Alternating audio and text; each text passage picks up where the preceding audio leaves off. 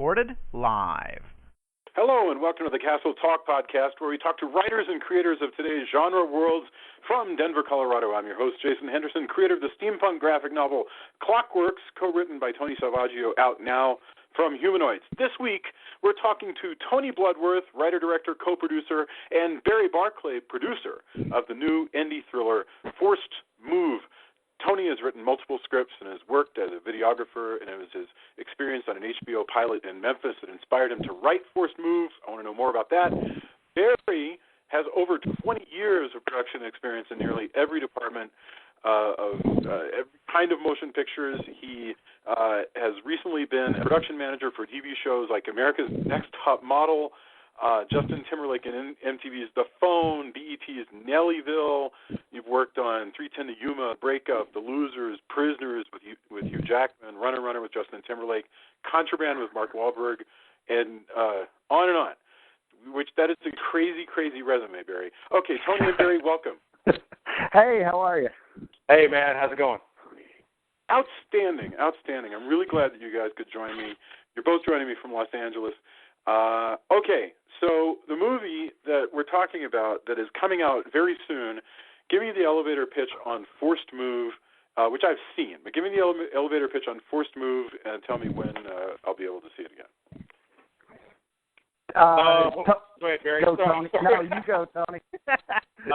Well, I'll just say it's a thriller about a guy on his daily jog who discovers a series of murders, and without a car or phone, realizes he has to race on foot to his house in order to save his family from the killers.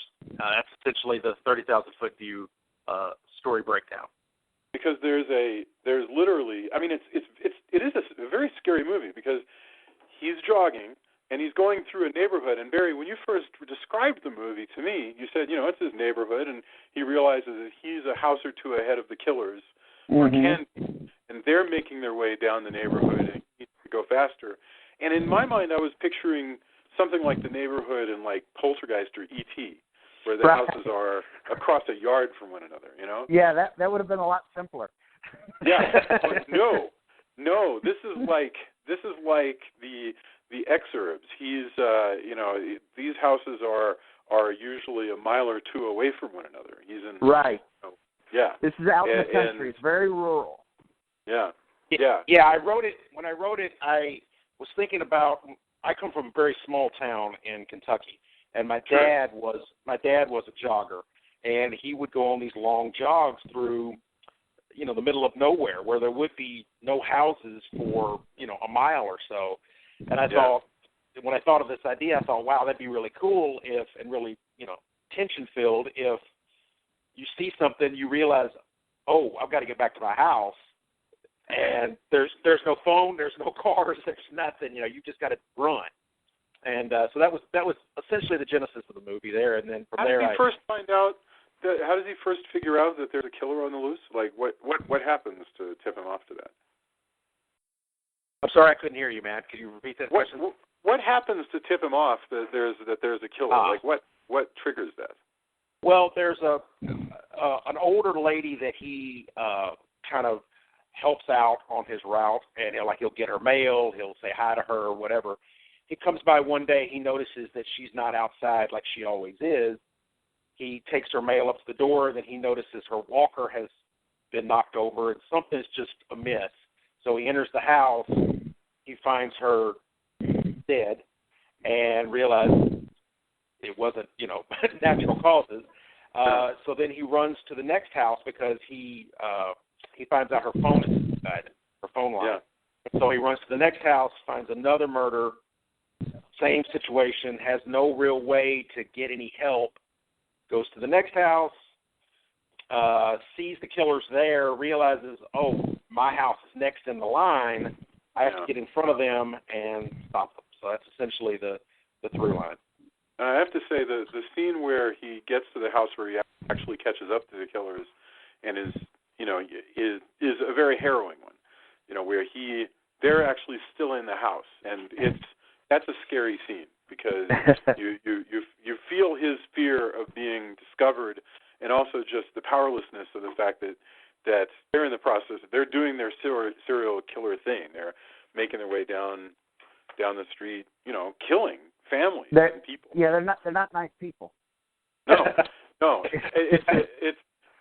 There are a couple of guys like Leopold and Loeb. Basically, you've got two actors playing these killers.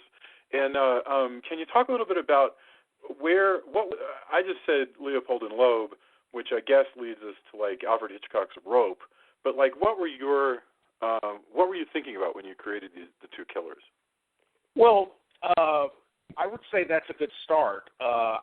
Leopold and Loeb. There were, there's if you do research into thrill killers or serial killers, you find, oddly enough, some similarities between some of them. And one of those similarities, you will usually find a dominant and a submissive, for lack of a better way of saying it.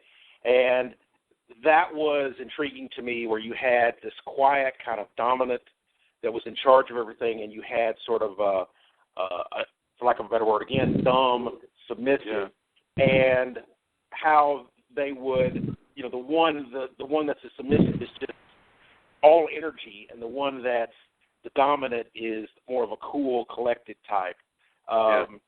And so that was sort of where I started with those two. I thought that was an interesting dynamic to explore, and from there it just kind of flowed naturally. Yeah. No, it is always. That's, I think, one of my favorite things about this story is watching how these two men work together with the one who's quiet. It is funny how much the less intelligent one, who always is more goofy and more excitable and more excited, that guy really needs the calmer one just to control him, just to keep him sort of regulated in a way. The dog on a leash. Yeah, to keep him on a leash. Yeah, I mean, I think even the Columbine shooters, which happened just really a couple miles from where I'm sitting right now, they were the same way. That's right. That was another duo that I sort of, wouldn't say I modeled them after, but they were part of the backstory in my head. They were part of the character dynamic. And I one of the things that I really wanted to do with the dominant character, the cool character, was to, in a sense, confuse the audience, because you never really get a sense of what he's getting out of this. And I think that's interesting, because, we often try to figure out, in essence, what crazy people are thinking, and you can't, because you're sane. So I think there's something interesting about exploring the character and not really giving you all the answers. And that was something else I wanted to do, which was just sort of throw these characters at you, show you how scary they are, but not over-explain who they are, where they come from, how they came together, Yeah. Doesn't it ever make you feel sad for the more impressionable, dumber, easier-led member of these teams? You think, God, if this guy had only found his way into like a different sphere of influence, then he wouldn't be doing this stuff. Maybe. I mean, That's right. Because I had read an article recently about the Columbine killers, and it said that exact same thing. Said if Dylan Klebold had not run across Harris, that he probably would have been a fairly normal guy. But, he might have grown out of those feelings that he had, but that Harris was always going to be bad. He was, in essence, born that way and couldn't escape it. So when the two came together, it was obviously a horrible combination. Let me ask you about something. I'm watching the movie. It has such a sense of place. I mean, I really love the little hotel that they're at, the little municipal building where the cops work, the real feeling of an actual place. But what that means to me is that you're down shooting in a lot of practical buildings, practical sets. Can you talk a little bit about the challenges of doing an independent thriller and how that might be different from other kinds of movie making that people might be familiar with? Well, we knew the Mississippi area fairly well because we both have roots in that area. So we sort of knew what we were looking for in terms of locations. I'll let Barry talk more in detail because he was more in charge, if you will, of that. But you know, the challenges were, you know, there were challenges and there were pluses and minuses. The pluses were that everybody there was really helpful and just really awesome to us in every way possible because they were unjaded about movie making. I suppose the challenge would be kind of the same thing, is that because they're unjaded and not used to a lot of movies coming there, we didn't have access to a lot of the, I don't know, tools and toys, I suppose, that you would in a bigger, more urban location. So how does it work? And Barry, you might be able to answer this. So, like, you're looking at a script and it says, cop gets a call and he goes out to a hotel where he's going to find a body and he's going to interview a maid and a couple of losers who are staying at the hotel and they're going to be outside and they're also going to be smoking a cigarette inside and whatever. What does that translate into you as a producer that you got to go do? Well, you know, the first thing you got to do is you got to break it all down, you know, into its constituent parts.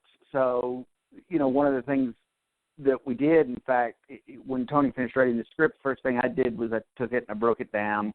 I broke down each scene and all the pieces in each scene, all the major props and cast. And then, you know, you organize it into some kind of order that's conducive to shooting. And then you go in and make a budget and hire a crew and shoot. And what was interesting was, you know, we had very little money on this thing. It was a very low-budget film with a lot of help from friends. So one of the things we did is I got down there in December, and I don't think we started shooting until April. So I relocated back to that area 4 months before we ever started shooting, just to literally drive around with locals and look at locations. Really? Yeah. Like the right hotel.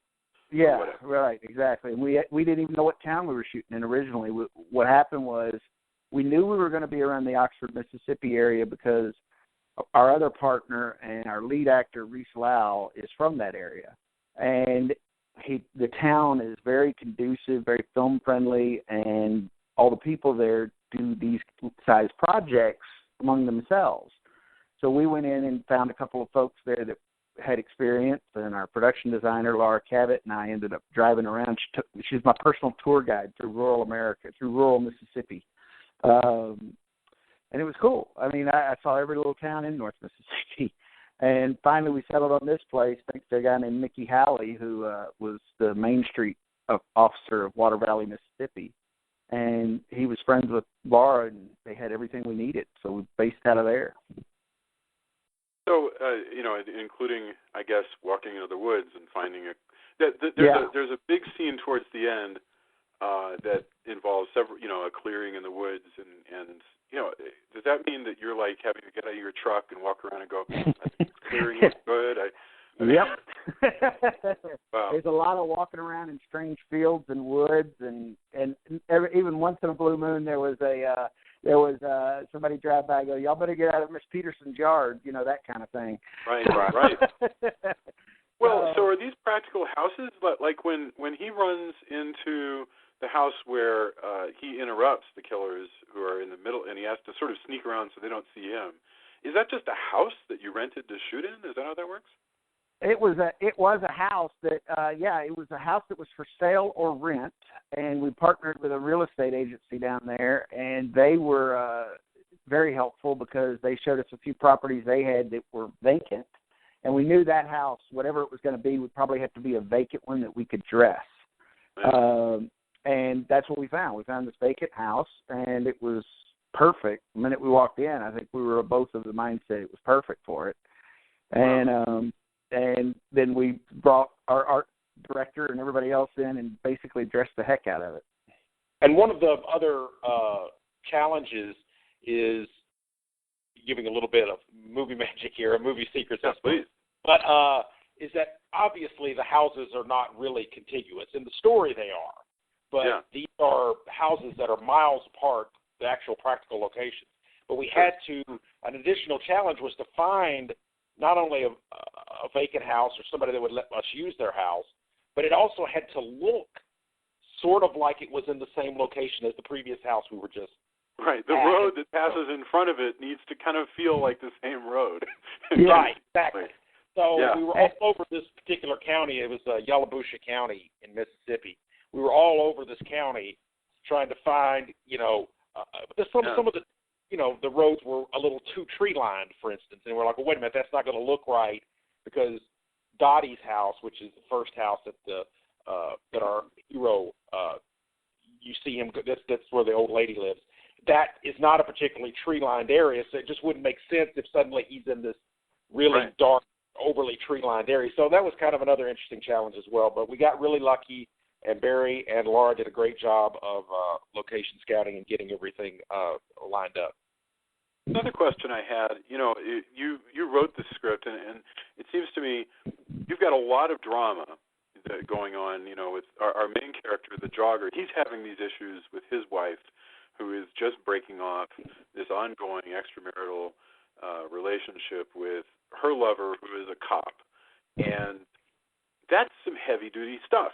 And actually, as I was watching it, I was thinking, I don't think Hollywood generally has a lot of this much drama in a typical thriller, And that seems really daring. Am I wrong? Yeah. And what were your thoughts about that? Yeah, I like. It's weird. Barry can testify to this as well. In my writing, I like a pretty lean through line. I'm not a big champion of heavy B stories. I like straight line narratives. But what I do like within those straight line narratives are these little character bits that add, I think, depth to the story and get you more involved in the travails of the character if you understand where they're coming from and why, this may actually, what he's going through may actually be, in essence, more important than what you're actually seeing, if that makes sense. In other words, there's what you're seeing, there's his issues with the killer, but then there's also this interesting backstory with his wife and feeling like he's got to try to save not only her, but save the marriage as well. Yeah.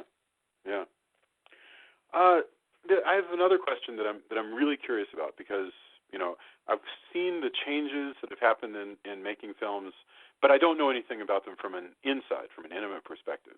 But the switch over to high-def video creates, in many ways, a very different look for movies. And I'm wondering what the pitfalls are, because at its worst, high-def video, at its best, it can look like a movie, whatever the hell that is. And at its worst, it can look like a soap opera, which I don't even know why the brain works that way, but you see that sort of high def, and your first thought is soap opera. Can you explain to me what the hell is going on there, and why is that a challenge for producers and directors today? Well, I'll just speak real quickly, and then Barry can maybe add something to it. But you kind of nailed it. The challenge is, in essence, softening the image enough to where it's pleasing to the eye, because raw high-def video, you're right, it looks kind of soap opera-ish, which is strange, because soaps have been around for 60 years, right? But anyway, we're not used to seeing those kind of crisp images. Film gives you, in kind of a, for lack of a better term, a haze over the image that's pleasing to the eye that high-def doesn't do. So what you have to do is you have to post the hell out of the video, basically. You have to layer in some diffusion into the image, and you have to color correct. So what's bad about it is obviously it adds to the post end. But what's good about that is about high def video is that it's much more manipulative than film. You can take an image that was shot in the day and almost make it look like it was shot in night if you have a talented post person, which you really can't do very well in film. It's not as malleable as video.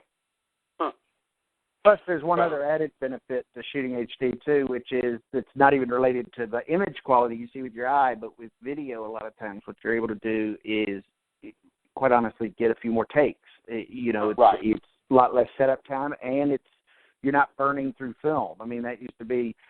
And there's some theory that it's a pro and some that it's a con, the fact that that's the case, because if you're able to shoot whatever you want to shoot there's a theory that says you will shoot more carelessly than if you have something on the line like you do with film. It will force you to be very cognizant of what you're filming, at least in our low-budget world.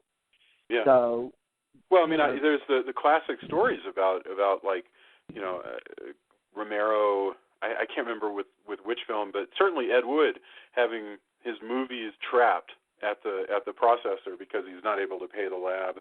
Right. And so the movie will sit, for years until this outstanding debt is paid. And those bills don't happen anymore. You have different right. bills, I guess. Yeah, you have different bills, but at least you still always have your footage. Yeah. Right. Yeah. Wow. That I was thinking about the fact that you're talking about shooting more. That means that, like, if you and I are having a bit of dialogue, and we're going to, we're two dads, we're going to meet one another at the soccer game, we're going to have some tense dialogue about some criminal activity that we're doing on the side, and we can shoot that scene like 9 times from different perspectives, get lots of coverage and whatever. I can make lots of mistakes, and then you can go into the lab and you can build one conversation out of it. But it strikes me as the downside is you might have a conversation with like way more cuts than would be right. comfortable, and I don't know. There might be. How did you guys approach that? Did you try to get a lot of these scenes in one take, or did you do rehearsals? What did you do? Well, we did some rehearsals. Probably not as much as some of the actors would have liked, but given that we were such a low budget film, we weren't able to spend weeks, of course, on rehearsal. Sure. But as far as the takes are concerned, it kind of depends. I mean, if it's a pretty perfunctory action, and they accomplish the action literally walking from point A to point B or something like that, I probably wouldn't do a lot of takes. If it's a difficult acting scene, there's a scene with the sheriff and a guy that in one of the rundown houses. I don't want to give too much away, but his name is Jenkins. And so there's a really interesting kind of back and forth between them in the yard, talking about a dog that's been found dead. Anyway, it's a pretty heavy acting scene, and I think we did quite a few takes of that because you want those kind of moments to land strongly. But, it really depended, and one of the things that kept me as a director from indulging too much in a lot of stuff was just that we didn't have time or money. I mean, I took as many takes as I could to get it right, but at the same time, I didn't have the opportunity to go overboard, frankly, just because if I didn't make my day, it was going to be a really bad thing. And that's what you're keeping track of is like, listen, we have this cafe for one day. Right. Or 1 hour. I mean, by the way, the cafe sequence is one of my favorites in the whole movie, where the killers are I won't give too much away, but the killers are just killing time in a cafe, and it's fabulous. I really love that. It's very clever. It shows you a lot about them. It gets back, like I said, to the sort of Leopold and Loeb kind of stuff. But how much time did you have in the cafe? And like I imagine there's a lot of pressures when you're shooting. I think it was 1 day is all we had to do. All of I it. think a that's lot right. of moving parts. I think we had 1 day there. And the funny little side note to that story is, again, without giving too much away, there's a baby that plays an integral part of the bit, and that baby was the cutest baby I've ever seen in my life, and just sweet and great. But Barry could testify to this. She just, for whatever reason, God bless, she just loved me. Yeah. She couldn't stop like playing, and just it was a really funny bit because people that know me know that I'm kind of a gruff looking person, but this baby was just enamored with me. Yeah, babies and kittens and dogs. That's Tony's home run spot right there. It's just adult people sometimes I have problems with. But. Sure, because they know better, Wow. Okay. What I'll do is I'll make sure that when I get this posted, I'll make sure and post the latest trailer. Because where should people go if they want to know more about Forced Move, and when can they look for it? Well, so a couple of things. Well, obviously, it goes on sale on Amazon on October 25th. You can pre-order it now and just go there, look up Forced Move in the DVD section. You can also go to our website, which is forcedmovethemovie.net, and that's got a link to it right there on the front page, as well as a trailer. Or they go to our Facebook page and keep up there. We're on Facebook at I think it's also Facebook, and the site is Forced Move the Movie, I believe. That's correct. Yeah. Outstanding. And is there a trailer on YouTube that I can link to? I'm sure there is. There is. That is. I probably have to send you that one. I don't have that offhand. Okay, we'll find it. No, I mean, okay. I'll totally find it. We'll work together. But gosh, okay. Well, I've really enjoyed talking to you. I think people are going to enjoy this. I think your killers are scary, and it's a really pretty tense piece of work, and it shows some great skill. So Tony Bloodworth and Barry Barclay of Forced Move, I really enjoyed having you on. I'm glad that you took the time out of your busy schedules, because I know you're running around all over the place. Thank you very much, guys. Thank you, Jason. Have a great evening. Bye. You too. Bye-bye.